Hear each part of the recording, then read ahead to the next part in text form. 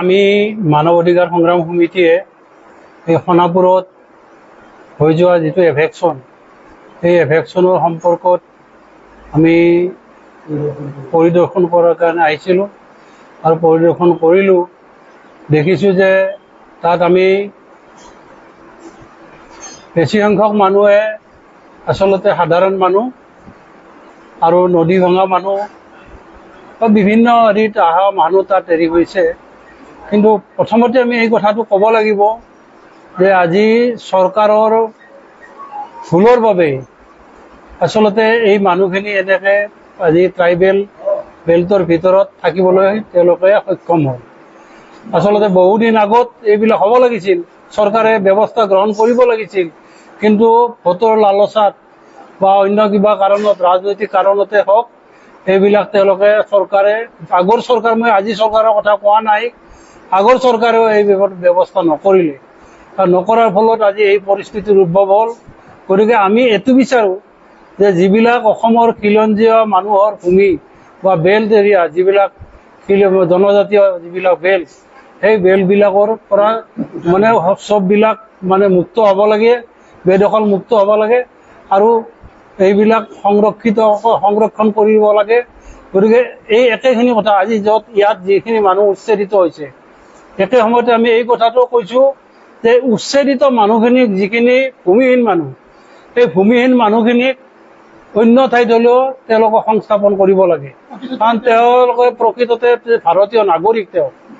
আৰু যিসকলৰ ভূমি আছে তেওঁলোকে হয়তো তেওঁলোকৰ নিজৰ ঠাইলৈকে যাব, কিন্তু যিবিলাকৰ ভূমি নাই বা গৰাখহনীয়া, নদীৰ বুকুত যা গৈছে, তেনেকুৱা মানুহবিলাকক সংস্থাপন কৰিব লাগে, নহ'লে তেওঁলোকে আহি থাকিব ক'ত? গতিকে চৰকাৰে এইবিলাক ব্যৱস্থা কৰিব লাগে। আৰু দ্বিতীয়তে চৰকাৰৰ এই যিটো শিশুকে ধৰি 3জন মানুহক নিহত কৰিলে, এই নিহত কৰা কাৰ্যক আমি গৰিহণা দিছোঁ। চৰকাৰে আচলতে এই বস্তুটো এৰাই চলিব পাৰিলেহেঁতেন, কন্দুৱা গেছ দি বা অন্য লাঠি চাৰ্জ দি হ'লেও তেওঁলোকক এই হত্যাকাণ্ডৰ পৰা মানে বিৰত থাকিব পাৰিলেহেঁতেন, কিন্তু তাকে নকৰি চৰকাৰে কিন্তু তেওঁলোকৰ ওপৰত গুলী চলালে। আৰু এই যদি দেশৰ জনগণৰ ওপৰতে এনেকুৱা হয়, তেতিয়াহ'লে নিৰাপত্তাৰ কোনে দিব কাক? গতিকে এই কথাখিনি আমি কৈছোঁ।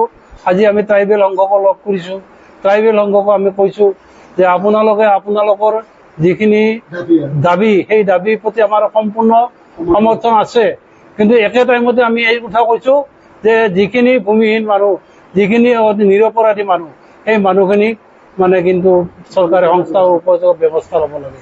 আজি এটা কথা আমি তাত পাইছোঁ যে 12জনকৈ মানুহ এতিয়াও নিখোজ হৈ আছে।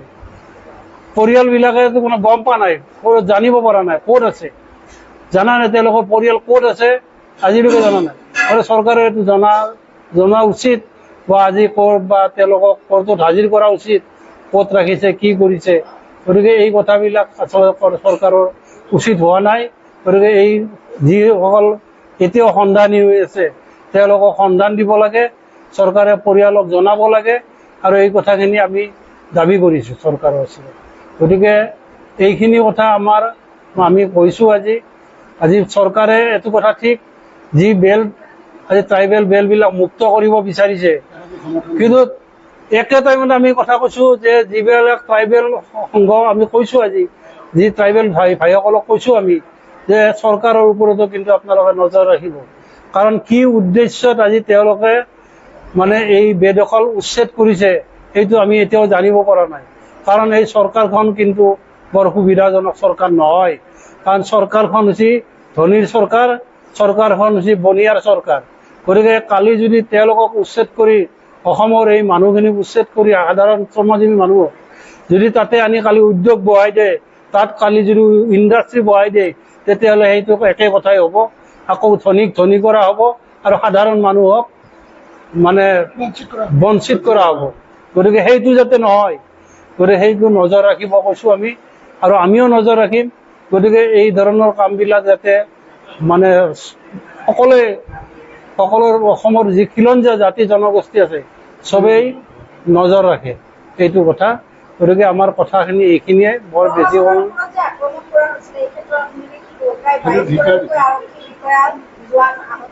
নাই। সেই কথাখিনি আমি তেওঁলোককো কৈছোঁ যে আপোনালোকে এইটো ভুল কাম কৰিছে, আইন হাতত তুলি নল'ব, কাৰণ আইন হাতত তুলি লোৱা মানে আপোনালোকে চৰকাৰক সুবিধা কৰি দিয়া হ'ব।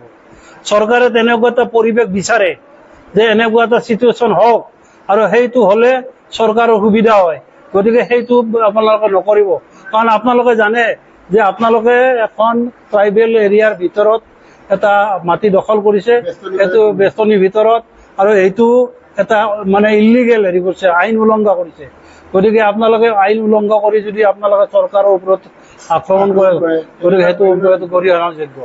আৰু একে আমি কৈছো, এইটো পুলিচৰ ওপৰত আক্ৰমণটো গৰিহণাৰ যোগ্য।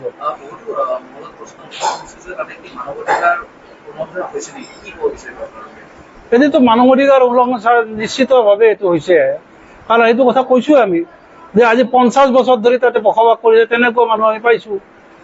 50 বছৰ তাত স্কুল দিছে তেওঁলোকে, তাত মানে ইলেক্ট্ৰিকেল কাৰেণ্ট দিছে, তাত আজি তেওঁলোকক হেৰি ভোটাধিকাৰ দিছে, তেওঁলোকক মানে আধাৰ কাৰ্ড দিছে, পান কাৰ্ড দিছে। গতিকে এইবিলাক দিছে, দিয়াৰ পিছত তেওঁলোকক মানে উচ্ছেদ কৰাটো এইটো কেতিয়াও হ'ব নোৱাৰে। তেওঁ ভাৰতীয় নাগৰিক, এজন ভাৰতীয় নাগৰিকক এই ধৰণৰ কাম কৰাটো সম্পূৰ্ণ এটা মানৱ অধিকাৰৰ বিৰোধী কাৰ্য। কাৰণ অন্ন, বস্ত্ৰ, বাসস্থান এইটো ৰাষ্ট্ৰই সংস্থাপন দিব লাগিব, এইটো ৰাষ্ট্ৰৰ কৰ্তব্য আৰু দায়িত্ব। গতিকে এইটো তেওঁলোকে কৰিবই লাগিব। তাকে কৰিবলৈ যাওঁতে যদি মানুহক গুলি কৰি মাৰে, এইটো সম্পূৰ্ণ গৰিহণাৰ যোগ্য।